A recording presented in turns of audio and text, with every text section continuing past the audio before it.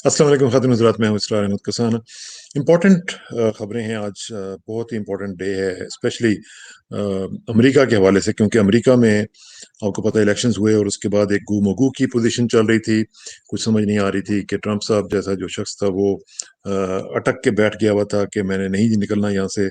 और वो जो ट्रांजिशन का एक जो प्रोसेस होता है उसके अंदर भी रोड़े अटका रहे थे और वो मामला ख़राब करने की कोशिश कर रहे थे। स्टेट्स में जो रिकाउंट हो रहा था उसके वाले से भी, फिर मुख्तलिफ कोर्ट्स में, मुख्तलिफ स्टेट के जो कोर्ट्स हैं, स्टेट कोर्ट्स जिनको कहते हैं, उनमें भी जाके तो वो मुख्तलिफ अपील्स वगैरह कर रहे थे। तो वो आज उनके लिए खुदा खुदा करके बाइडन के लिए वो लेटर ऑफ एसरटेनमेंट जो है वो उनके जो जनरल सर्विसेज एडमिनिस्ट्रेशन है उन्होंने जारी कर दिया है। और उन्होंने कहा जी कि अब आप ट्रांजिशन का पीरियड शुरू करें। तो लिहाजा उन्होंने अपनी नई जो टीम है वो उनको अनाउंस कर दिया है। ये बड़ी ही ज़बरदस्त डायनामिक किस्म की टीम नज़र आ रही है। सबसे पहले मैं आपको बताऊंगा, पहले मैं बता देता हूँ कि 4 5 6 लोग जो इंपॉर्टेंट हैं वो कौन कौन से हैं। Secretary of state Antony Blinken है। और फिर आप देखें कि होमलैंड जो उनकी सिक्योरिटी है, होमलैंड सिक्योरिटी डिपार्टमेंट के जो सेक्रेटरी हैं वो हैं एलेजेंड्रो मैयोर्कस। और फिर उनके साथ जो बहुत ही इंपॉर्टेंट एक जो यूएन में अपॉइंटमेंट हुआ करती है, वो यूएस एम्बेसडर टू यूएन होते हैं, वो है Linda Thomas greenfield. Linda Thomas greenfield. फिर एनएसए जो है, ये जेक सलिवन है, ये हिलरी क्लिंटन के साथ हुआ करते थे, ये नेशनल सिक्योरिटी एडवाइजर होंगे। फिर ट्रेजरी सेक्रेटरी जो है यानी वजीर खजाना, वो है जैनेट येलन। ये फॉर्मर चेयर हैं फेडरल रिजर्व की, जो कि बहुत ज़बरदस्त डिपार्टमेंट है अमेरिका का। समझ लें कि वजारत खजाना का जो सबसे बड़ा डिपार्टमेंट है वो फेडरल रिजर्व हुआ करता है, जो एलन ग्रीनस्पैन के ज़माने में इसके हेड हुआ करते थे। और फिर देखें कि ये उसकी ये जो जैनेट येलन है, ये पहली वजीर खारजा होंगी जो कि खातून है। लिहाजा ये भी है। और ये जो फेडरल रिजर्व में भी जब गई थी तो ये पहली खातून थी जो उसकी हेड बनी थी, और फिर अब ये पहली खातून वजीर खजाना बनने जा रही है। फिर क्लाइमेट ऑनवॉय जो है, ये बड़ा ही इम्पोर्टेंट इन्होंने किया है कि जॉन कैरी, आपको पता है जो पिछले सदारती इलेक्शन वो अपना कॉन्टेस्ट कर चुके हुए हैं, हार गए थे, लेकिन बड़े इंपॉर्टेंट डेमोक्रेटिक लीडर हैं। बहुत ही जबरदस्त इनका रोल रहा है। और अब उनको क्लाइमेट का डिपार्टमेंट दिया गया है। आपको पता है ना, कैरी लूगर बिल के हवाले से भी ये बड़े मशहूर हुए थे। तो ये जो पिक्स हुई हैं, ये बड़ी इंपॉर्टेंट है। मैं चाहता हूँ कि जरा थोड़ा सा इनके बारे में आपको मैं बताऊं, लेकिन मैं आज फोकस करूंगा सिर्फ और सिर्फ एक शख्स के बारे में जो कि इसमें सबसे ज्यादा हमसे रिलेटेड है डायरेक्टली, क्योंकि जो वजीर खजाना के बाद वहां पे वो तो इंटरनली बहुत ज्यादा इंपॉर्टेंट होता है, लेकिन जो वजीर खारजा है, सेक्रेटरी ऑफ स्टेट, वो बहुत ज्यादा इंपॉर्टेंट है। और ये है एंटनी ब्लिंकन। ये एंटनी ब्लिंकन को आप देख लें, क्योंकि ये शक्ल जो है ये आपको अगले कम से कम 4 साल तक जो है वो काफी नजर आएगी। और ये देखें, ये इनका दूसरा पोज में दिखा रहा हूँ। और तीसरी जो इनकी सबसे जो इम्पोर्टेंट चीज है वो ये है इनका इनकी दोस्ती जो है वो जो बाइडन के साथ। जो बाइडन का एक सेंटर भी जो है वो मैं आपको बताता हूँ, ये वो भी चलाते रहे हैं और उसके एमडी रहे हैं। तो इस लिहाज से ये बहुत ही इम्पोर्टेंट जो है वो तकर्री हुई है। इस लिहाज से आप जरा याद रखिएगा कि इनका जो रोल होगा वो बहुत इंपॉर्टेंट। मैं थोड़ा सा इनके बारे में आपको बता दूं कि ये जब ओबामा एडमिनिस्ट्रेशन थी, ओबामा और बाइडन की जब ये एडमिनिस्ट्रेशन थी, तो उसमें ये डेप्टी सेक्रेटरी ऑफ स्टेट रह चुके हुए हैं। लिहाजा आप जरा ये अंदाजा लगा लीजिएगा कि ये इनको ये नहीं है कि बैकग्राउंड नहीं है इनका, इनका पूरा एडमिनिस्ट्रेशन का बैकग्राउंड रहा है ये।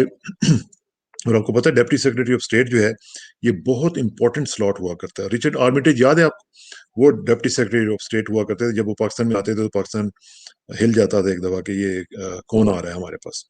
हम तो वैसे भी जरा हिल जाते हैं जल्दी। तो ये डेप्टी सेक्रेटरी ऑफ स्टेट भी रह चुके हुए हैं। यानी आप उस लिहाज से देखें कि अमेरिका के सेकंड हाईएस्ट रैंकिंग डिप्लोमेट ये ऑलरेडी रह चुके हैं, अब ये टॉप डिप्लोमेट बन जाएंगे।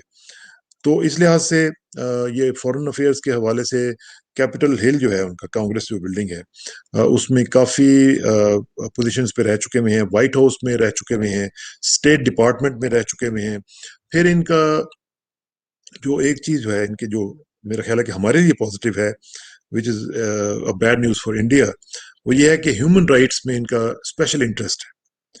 स्पेशल इंटरेस्ट है इनका ह्यूमन राइट्स में, और ह्यूमन राइट्स वायलेशन के हवाले से इनको جانا جاتا ہے کہ یہ اس کو برداشت نہیں کرتے ہیں، اس کے اوپر ایکشن لیتے ہیں.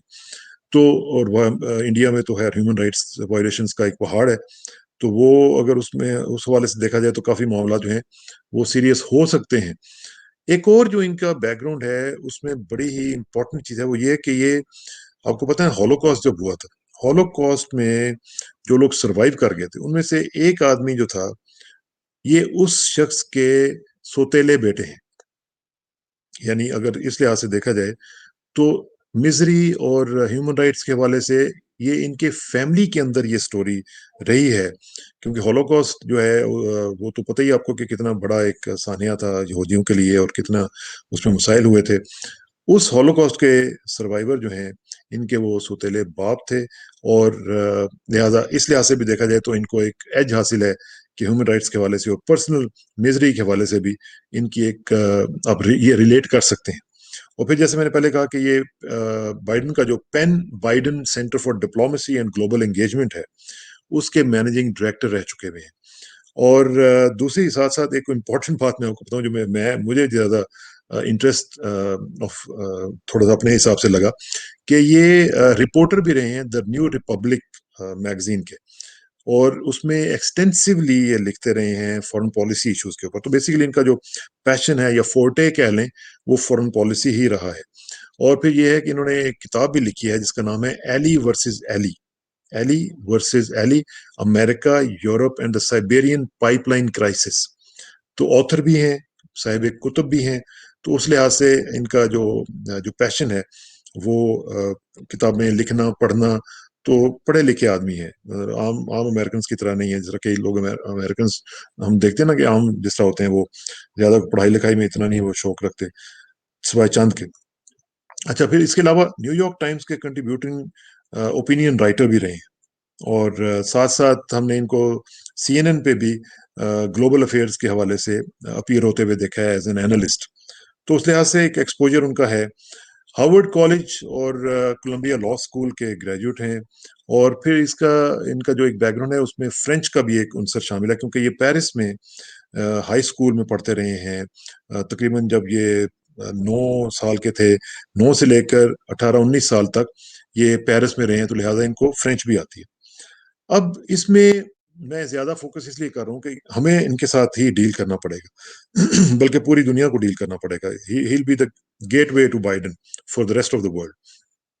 تو اب اپرچونٹی اس میں کیا ہے؟ اپرچونٹی ان کے لیے یہ ہے کہ یہ جو ٹاپ ڈپلومیٹ بن جائیں گے تو ان کے پاس اپرچونٹی ہے کہ یہ ایڈوانس کریں گلوبل اسٹیبلٹی. اور وہ کیسے کر سکتے ہیں؟ یہ کر سکتے ہیں ڈیموکریسی کو فروغ دینے سے، ہیومن رائٹس کے جو ایشوز ہیں ان کو فروغ دینے سے، پھر ریلیجس فریڈمز کے حوالے سے، اور اس میں سب سے زیادہ جو خطرناک ترین ملک ہے وہ آپ کو پتہ ہے ہمارا ہمسایہ ہے. اور اس میں مجھے یہ پتا ہے کہ وہاں پہ ان کو جب یہ چونکہ یہ فورن پالیسی کی ٹیم کو ہیڈ کر رہے تھے بائیڈن کی، تو ان کو جب یہ کیمپین شروع ہوئی ہے تو اسی سال میں ان کو بریفنگز بھی دی گئی تھی مختلف مسلم آرگنائزیشنز کی طرف سے. تو اس میں انہوں نے یہ بتایا تھا ان کو اسپیشلی وی انڈیا کہ وہاں پہ ہیومن رائٹس وائلیشنز کس طرح ہو رہی ہیں، ریلیجس فریڈمز کس طرح اسٹیک پہ لگی ہوئی ہیں، ایک ریبٹ قسم کا ہندو نیشنلزم چل رہا ہے، اور پھر ایڈیالوجی آف ہندوتوا جو ہے وہ کس طرح وہاں پہ اس نے گرپ کیا ہوا ہے پوری کی پوری سوسائٹی کو. وائلیشنز ہو رہی ہیں ہیومن رائٹس کی، ریلیجس فریڈمز کی وائلیشنز ہو رہی ہیں. تو ایک ڈیٹیلڈ انفارمیشن جو ہے وہ ان کے پاس آلریڈی موجود ہے، اس کا یہ انالیسس یہ کر چکے ہوئے ہیں، ان کو پتہ ہے. پھر جس طرح کے رائز آف الٹرا نیشنلسٹ اور الٹرا سپریمسسٹ ایڈیالوجی جو انڈیا میں چل رہی ہے اس کا بھی ان کو پتہ ہے. تو مطلب یہ نہیں ہے کہ ان کو پتہ نہیں ہوگا مختلف ایشوز کا. ساؤتھ ایشیا کے حوالے سے، وہاں پہ اسٹیبلٹی کے حوالے سے ان کو بہت کچھ چیزیں جو ہیں وہ پہلے سے پتہ ہیں. تو یہ نہیں ہوگا کہ وہ آئیں گے اور وہ کہیں گے جی مجھے بریفس لا کے دیں، مجھے ذرا سمجھنے میں ٹائم لگے گا، یا گیو می 2 ویکس اور 3 ویکس اور منتھ. تو اس طرح کا نہیں ہوگا، ہی ول بی رائٹ دیئر. اچھا، اب دیکھیے کہ جو فریڈم آف فیتھ اور ایکوالٹی آف سٹیزنس کے جو رائٹس ہیں، خاص طور پہ فنڈامنٹل رائٹس ہیں، وہ ان کے حوالے سے ان کو یہ مختلف کنٹریز کے لیے کوئی اچھی خبر نہیں ہوگی ان کا آنا، کیونکہ یہ ان کو ذرا تھوڑا سا دبائیں گے. اور پھر دیکھیں جہاں پہ پولیٹیلزم کے مسئلے ہیں، फ्रीडम्स के जहाँ पे भी स्टेक्स पे आएंगी वो वहाँ पे उसको ट्रेड और बाकी चीज़ों के साथ भी लिंक कर सकते हैं। मेरा जहाँ तक ख्याल है कि जो इंडिया में इन्होंने CAA और NRC के जो लॉज बनाए थे उस हवाले से इंडिया के ऊपर प्रेशर आएगा। ये जो एंटी मुस्लिम बायस इन्होंने वहां पे शो किया था और जिस जो इन लॉज के अंदर इनहेरेंट था, मेरा ख्याल है कि उसके ऊपर एंटनी ब्लिंकन जो है he will put his foot down. अच्छा, अब इसमें देखिए कि उन्हें अब मेरी मेरी नज़र में क्या क्या करना चाहिए। उन्हें उन्हें फौरी तौर पर ये जो एक आपको याद है कि जो रिपोर्ट आई थी commission for international religious freedoms की, जिसमें इंडिया के बारे में वो बताया गया था कि वहाँ पे क्या क्या मसाइल चल रहे हैं। तो मेरा ख्याल है कि उनको फौरी तौर पर इंडिया को कंट्रीज ऑफ पर्टिकुलर कंसर्न जो CPC होते हैं उनके हवाले से इनको उसमें डालना चाहिए, और ये डेजिग्नेशन जो है स्टेट डिपार्टमेंट को भी करना चाहिए। और इस मामले में जितना भी जल्दी हो सके इनको जो मोदी गवर्नमेंट के ये जो पॉलिसीज हैं इनको ठीक करने के लिए ये अपना रोल इनको जल्दी से जल्दी प्ले करना चाहिए। तो एंटनी ब्लिंकन जो है उनका एक बहुत ही इंपॉर्टेंट रोल मैं देख रहा हूँ, और बहुत ही ज्यादा इनके लिए एक चांस भी होगा, क्योंकि जो पॉलिसीज ट्रंप ने इंट्रोड्यूस करवाई थी, जो पॉलिसीज ट्रंप ने अभी तक, बल्कि जाते हुए भी अभी तक आपको पता ही है कि ये जाते जाते भी क्या कुछ कर रहे हैं। और ये पोम्पियो का वहां पे जाना सऊदी अरेबिया और पूरे उस रीजन में पिछले कई दिन से वहां पे वो फिर रहे हैं। फिर इसराइल के प्राइम मिनिस्टर का वहां पे खुफिया दौरा, सो कॉल्ड खुफिया दौरा करना, और अभी तक जाते जाते भी, हालांकि ये लेम डक प्रेसिडेंट है इस वक्त, लेकिन वो जाते जाते अपने लिए अगले रास्ते जो है वो खोलने की कोशिश कर रहे हैं, पोम्पियो के लिए खास तौर पे और बाकी लोगों के लिए। तो इस लिहाज से ब्लिंकन के लिए एक बहुत बड़ा मौका होगा कि वो इनको रिवर्स करें और अपनी जो पॉलिसीज हैं उनको इंट्रोड्यूस कराएं। और ये जो बार बहुत हाई की जा रही है इसराइल की तरफ से, और कहा जा रहा है ओपनली कि ईरान के साथ जो है वो हमें दोबारा न्यूक्लियर डील की तरफ नहीं जाना है, हम उसके खिलाफ हैं।